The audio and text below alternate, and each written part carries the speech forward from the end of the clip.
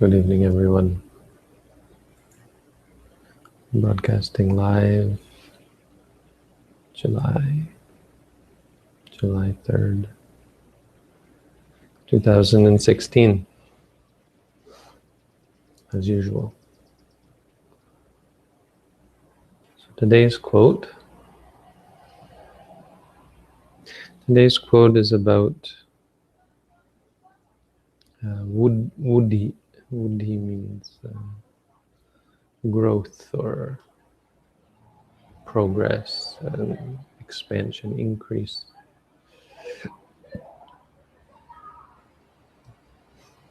Sorry, not Wuddhi. Vadhi. Vadhi. Vadha means to get, to grow, to grow, to increase. So we're talking about the Aryavadi. Arya means noble. So the noble betterment, noble growth, I guess. It just sounds weird because we use the word growth to mean something else, but to grow, to progress spiritually, spiritual growth.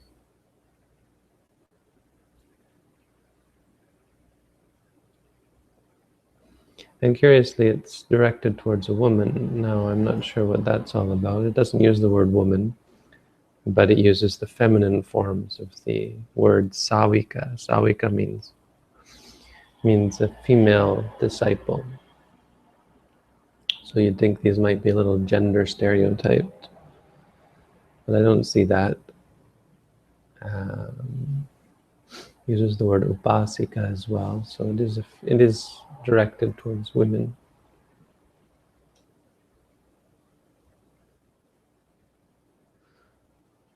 So maybe he was talking to a bunch of women. Could have been. He uses the word bhikkhave, which is masculine. So he's talking to, but that doesn't really mean anything. Well, I suppose it does. It'd be a stretch to say he was talking to women here. Probably talking to the monks, talking about women, which is, because this is the Matugama Samhita, which is a discourse about mothers, about house mothers, which means household women, which of course is, I guess, a favorite subject of monks. Probably not. But there are things to be said, how to relate, how male celibate monks, heterosexual celibate males, should relate to the women that they have to come in contact with. Because for some time there was only men. There was only male monks.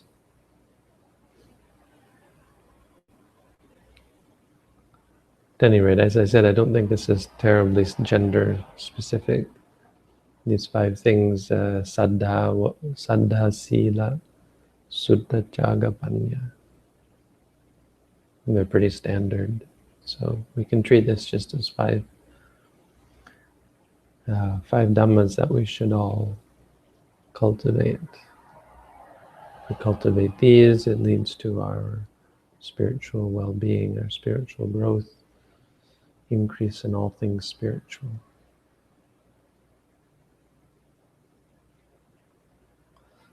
Allow us to grasp the essence, saradaya,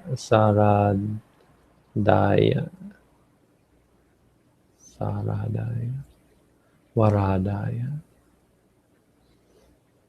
To grasp the essence, to grasp the highest, that which is special, excellent.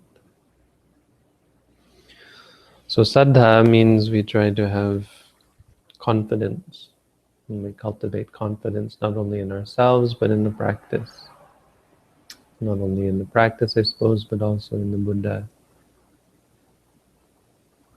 But mainly in the practice. If you want to streamline it, the most important confidence you have is in the path that you're following.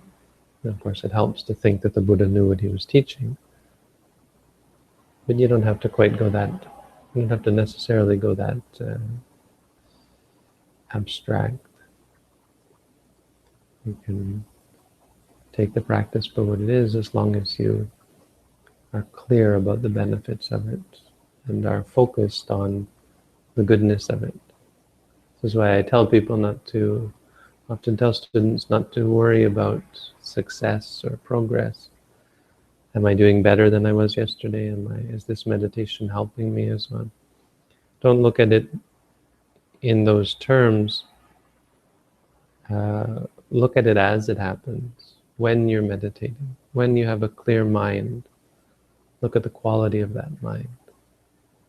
And remind yourself of how pure the mind is when you're objective, and how it solves the situation. It resolves the problems that arise, the challenges that come, the conflicts that arise in the mind. It resolves them, and see how it does that. And then you don't have to worry about what the results are going to be, because clearly that's a positive change in your life. And building up that habit is, of course, going to bring good things. There's no question that it might bring bad things, and so you just be patient. Let the good things come, rather than checking and seeing, have they come yet, have they come yet? And when they haven't come, giving rise to irrational doubt. Like, it's irrational because if you look at what you're doing something positive. So if you want real confidence, focus on what you're doing. Are you doing something positive? And don't worry about the outcome. You should be very confident if you're doing something positive, doing something that's purely good for you and good for others. Sila, we need to have ethics. We can't be, if you want to reach the essence, if you want to get to the core of the truth of the nature of reality, you need some kind of ethical guidelines to keep you sober, to keep you sane, to keep your mind settled and balanced, so that you're not overcome by negative emotions of vengeance and fear and mistrust, distrust.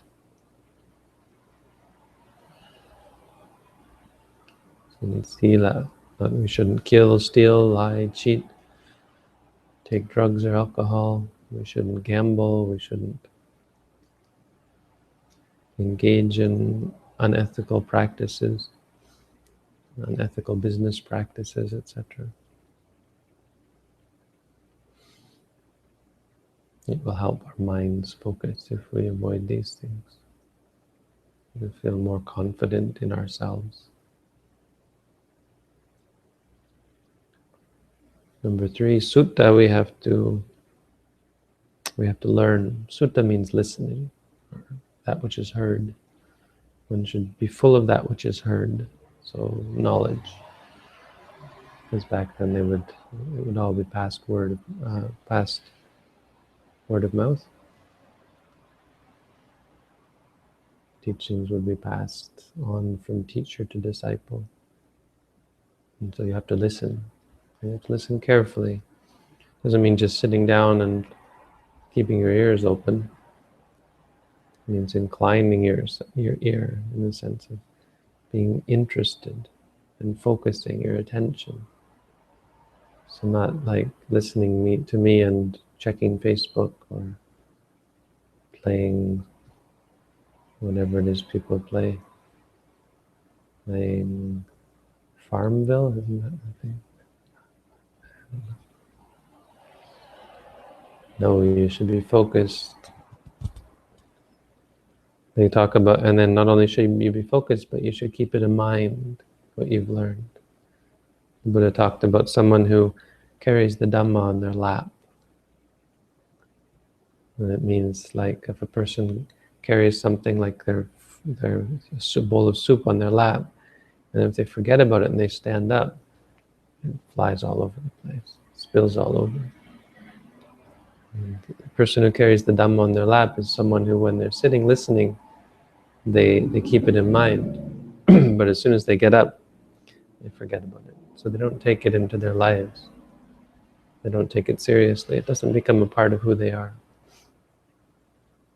So sutta doesn't just mean listening. It means the whole spectrum of attention and retention of knowledge and wisdom. Number 4 is jaga. Jaga this is a specific, fairly specific layperson quality. So it's not just for women, it's for men as well. But jaga means generosity, because, I mean, it's not that monks aren't generous and don't be generous, but it's more visibly and obviously a quality of lay people, because they support the monks. You know, they keep them alive with food, and if the monks need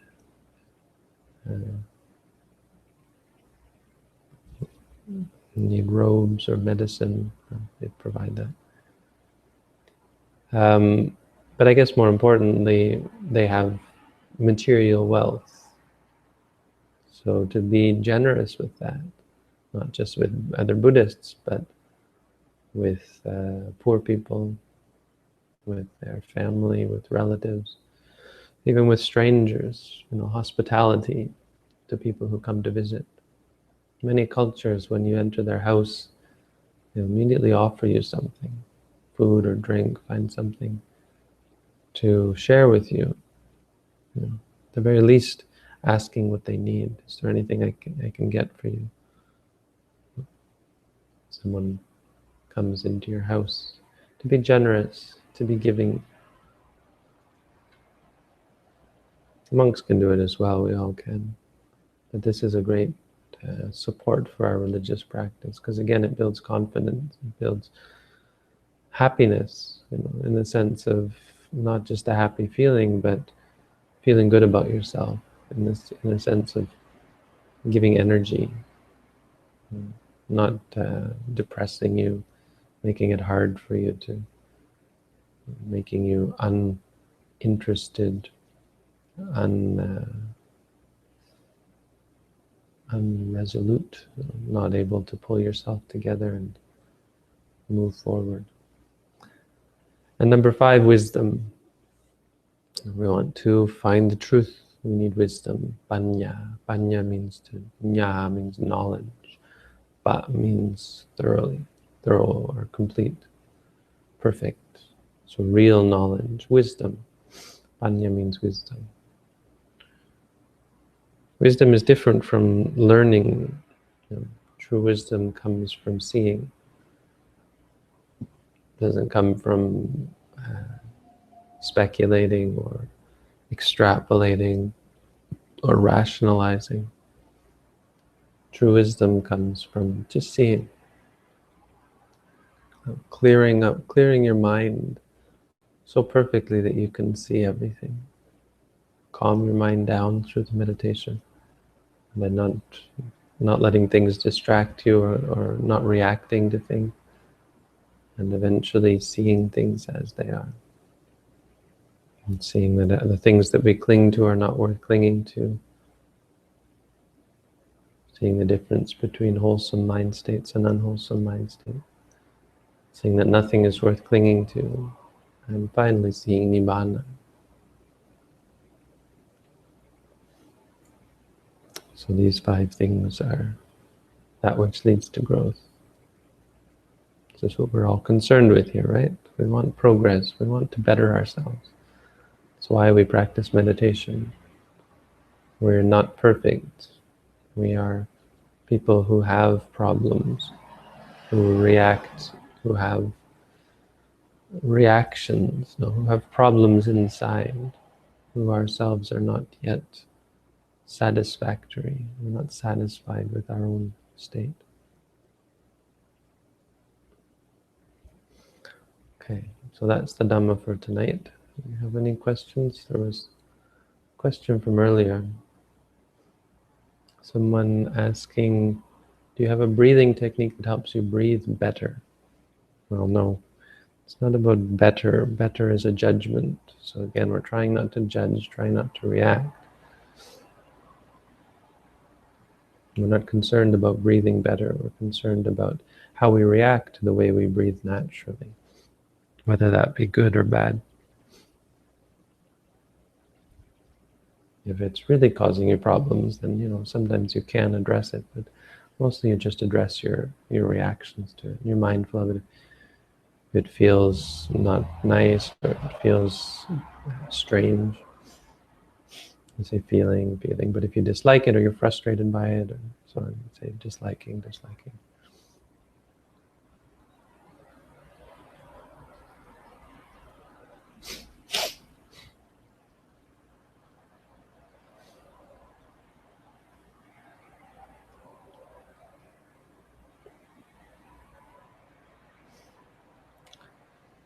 How much of the Buddha's teaching is confirmed as authentic and not invented? Well, it was all invented. The Buddha invented it.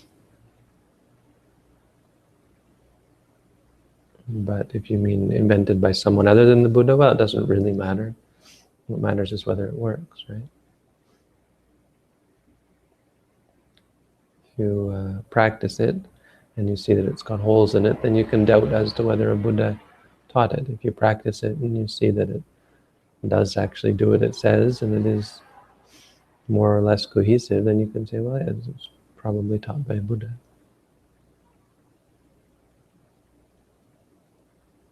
How beneficial is it to participate in society and still hope for spiritual progress? Well, it's not beneficial to participate in society except in terms of duties, but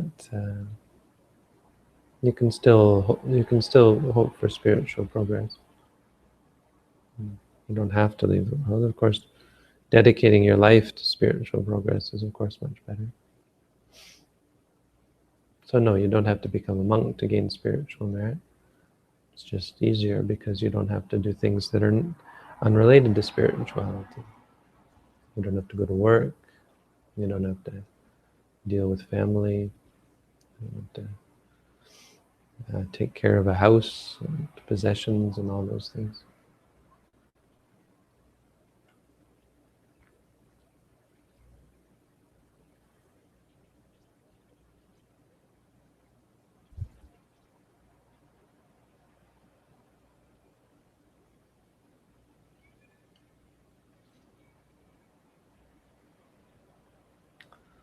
Some other questions?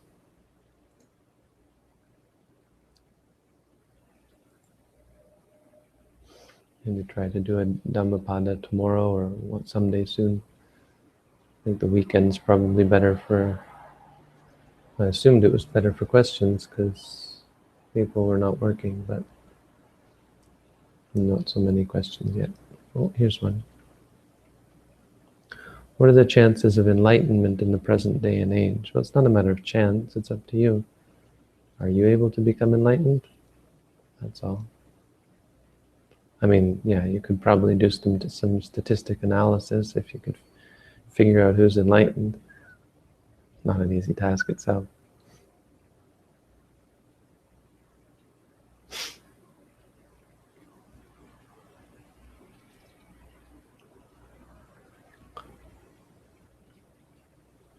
And enlightenment isn't just about, it isn't just a thing where you flick a switch, it just happens. So it's a gradual process. So you can start to practice. It doesn't really, the whole idea of whether you can become enlightened, it's about putting one foot in front of the other and doing the work.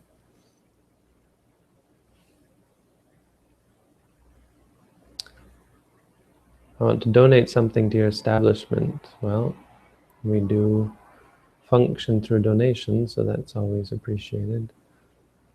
Not expected, but if it doesn't come, we'll just have to shut down. So the different things you can donate. I mean, I have to stay alive to eat, so I've gone back to going to restaurants that have been given money for me. So you can go to my web blog and there's a wish list. That's about as direct as giving to me. But then we have this organization and there's a support page for the organization. That's on the main sirimangalo.org site.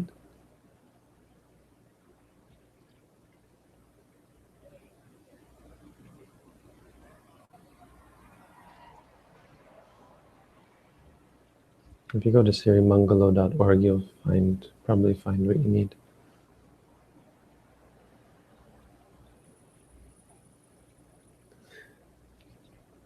Is it right to say that you're in control of the decision making? One is born as an animal, it can't make a decision like a human.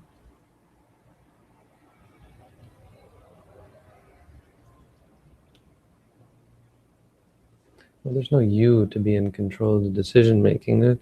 It's a hard subject to talk about because reality isn't quite the way we think in terms of there being a soul or a self. It's not exactly deterministic either. Reality is this, it's this experience. So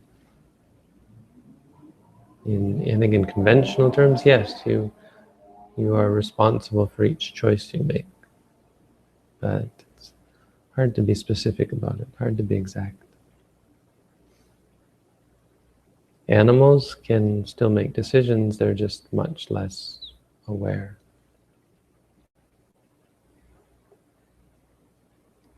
Most humans don't make decisions. Most humans just go according to habit. It's hard to find someone with mindfulness, but even animals can cultivate it. I think, actually I'm not sure, Abhidhamma might tell otherwise. It's a good question, because I know they talk about them being ahetuka or something. I don't know.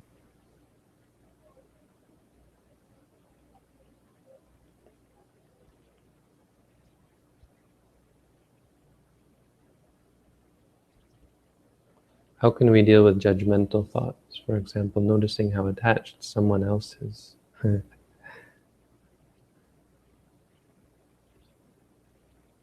Well, start by the disliking of it, because you feel guilty, you feel bad about it. That's also a problem that prevents you from seeing it clearly. Remember, meditation is not about judging things. So even judging the bad things, it's about seeing them. And if you see them enough, you'll start to change. So if you see yourself being judgmental again and again, and you really start to see how stressful that is and how unpleasant that is, you'll start to give it up. How useless it is, I guess, most important.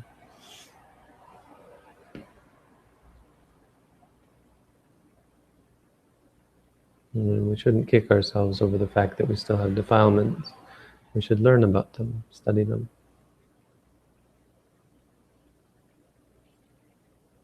Oh, lots of questions now. What are the benefits of Dhutanga ascetic practices?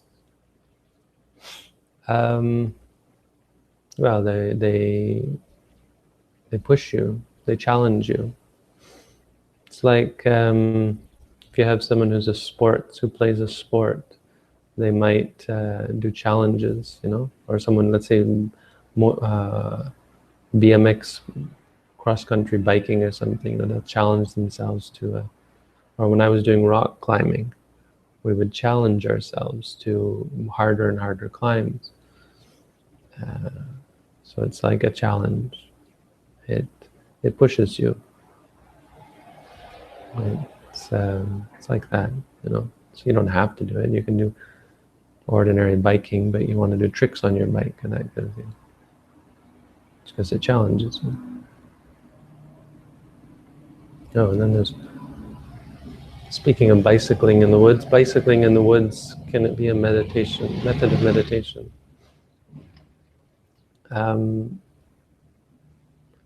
Nothing is meditation. Meditation is not what you're doing. Walking isn't meditation unless you're being meditative. So biking in the woods is not meditation unless you're being meditative. And the question is, what does it mean by being meditative? And of course, there are many different answers to that. In our tradition, we have a very specific definition of the word meditation. Not that we don't accept that other things are meditation, but when we talk about meditation, we mean something fairly specific. So if you're doing that when you're biking, then yes, you're meditating. If not, no.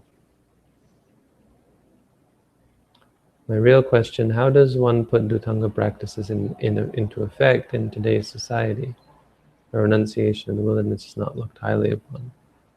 Well, if we were all concerned about what was looked highly upon, we wouldn't ever get anything spiritual done.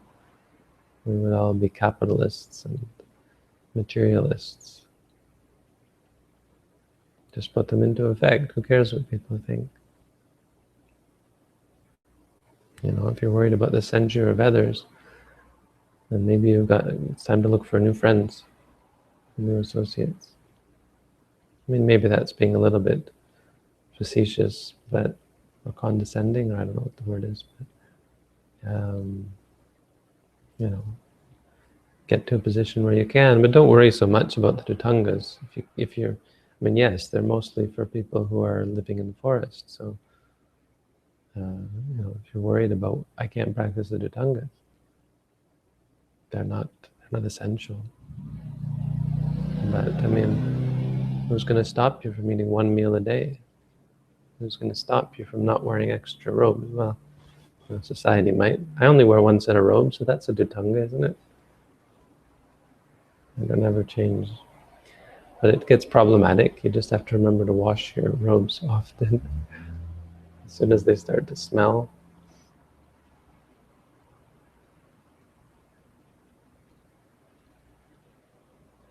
How does becoming a monk affect one's connection with family members? Well, it's pretty profound. It affects, as you can probably surmise, it affects many aspects of your life fairly profoundly. So you're no longer a part of the family unit from your own perspective. Now your family might see it otherwise, so there are allowances made for family members. There's quite a few allowances made that make it more comfortable, but you know, there's a change in the dynamic because you're no longer able to interact in the same way. So that takes some adjustment. But eventually it seems to be a good thing. I mean, my family, I think, it's been a great thing for me to become a monk. It's enriched their lives, just as many different things do, but I think they would say it enriches their lives to have another exotic piece of the puzzle, you know, to have me as part of their family. A Buddhist monk it's not the best thing about their family, but it's one kind of like a jewel that they have. I think most of my family feels that way now, that it's something pretty neat, that they have a monk who is teaching meditation, who seems to be doing good things for people, helping the world, you know. Maybe makes them feel good to know that they're, I think. I don't suppose all my family members feel like that all the time, but in general, I mean, it's always thought of as a great thing. And obviously, I think it is. Becoming a monk is great for your family in the long run. It just causes some tension, as change does, because people have a hard time dealing with change.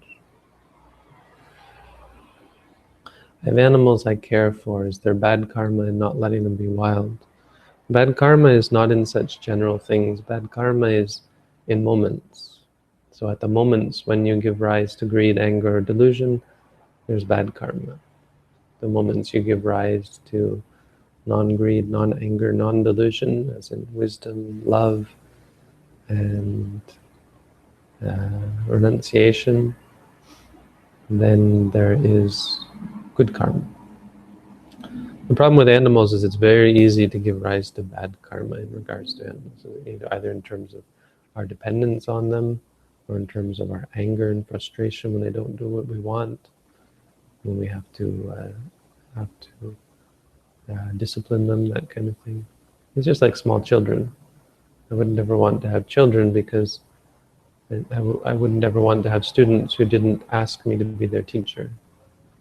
Having children to me seems horrific. The idea of having kids who you don't know whether they're going to listen to you or not. They have no reason to. Well, besides self-preservation, but it's maybe not so bad because kids do tend to listen to your parents if you're good parents. But not certain. And kids can be terrible. Yeah. But yeah, As regards to not letting them be wild, you have to see, does it necessitate states? And probably it does, because animals are fairly unmanageable, except if you are unwholesome towards them, like hitting them, scolding them, punishing them, that kind of thing. And then there's also the coddling them, which is certainly unwholesome. When you coddle someone, coddle to be, make sure it's always has pleasure, so it doesn't ever get angry or frustrated or depressed. Diverting its attention with pleasure, not really wholesome. Meditation on the body. Would it be appropriate to look into the mirror when noting hair, hair, or nose, nose? Don't say nose, nose. But hair, hair, yes. Nose isn't one of them. Well, you start by looking at it. That's a great way to start. Look in the mirror to start. But a good thing to do if you're really interested is read the Visuddhimagga. This is one meditation where reading the Visuddhimagga would be a great help, because there's some really in-depth descriptions of the 32 parts of the body that go beyond what anyone what I would have ever thought of to describe these things. It's so very clear, excruciatingly clear and precise about the description of these things, that really helps you keep them in mind. So this is a manual that's been designed to facilitate this. And of course, a mirror can help, but the mirror is, I still say, would it be inferior to the Visuddhimagga descriptions. But the idea is eventually then you don't need the mirror. You wouldn't need it. You would go and close your eyes. I began looking into the forest tradition, concerned that this desire is based on attachment for a natural environment. So create aversion for people. I already have an issue with feeling aversion towards groups of people, so perhaps it would be compounding this. See, the thing about the Thai forest tradition is that that's just their name for it. And it's somewhat objectionable, because there are lots of forest monks in Thailand that have nothing to do with that group. They just got famous, and rightly so, they are a good group of monks, but it's somewhat objectionable that they should call themselves the forest tradition. I've lived in the forest, my teacher spent a lot of time in the forest. You have to understand where that word came from. It was, there was one monk who, Ajahn Mun, and his sort of other monks who were strict about staying in the forest. And so they started calling them Wat Pa. And their monasteries would be called Wat Pa this, Wat Pa that. Pa means forest. And because their monasteries all took on the name Wat Pa, they called it Sai Wat Pa. And today they still call it Sai Wat Pa, but it's just a short form of this. The Sai means the tradition or lineage, but Wat Pa means the forest monastery, but it was referring to specific forest monasteries, a specific group of forest monasteries. And so it's come to be a little bit deceptive in that sense. So if you're actually asking two questions, or you have to separate that question out, because it has nothing to do with the Thai forest tradition. It's true that your question doesn't exactly, but let's just focus on the idea of living in the forest. Does living in the forest create aversion? Potentially, but I think the benefits of living in the forest far outweigh that, because any aversion that you have towards something can be worked out through introspection. Now, living in the forest helps with introspection.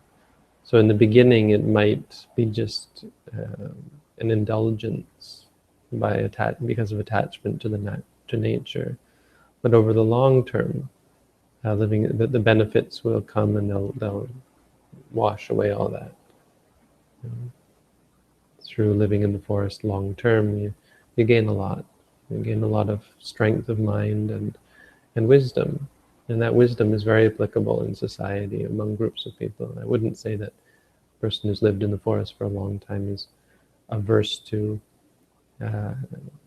they may be disinclined, but they'll be much less likely to give rise to aversion because they've been able to work it out. I mean, not just by living in the forest, but by doing the things that are meant to be done in the forest, like the practice of insight meditation, which is much better done in the forest, I would say. Not necessary to be in the forest, but there are benefits.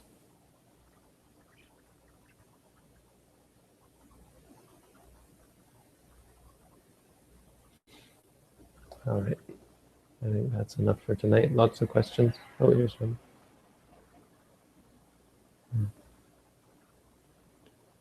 All right, that's not a question. Okay, I'm going to cut it off there. Thank you all for coming tonight, and see you all tomorrow.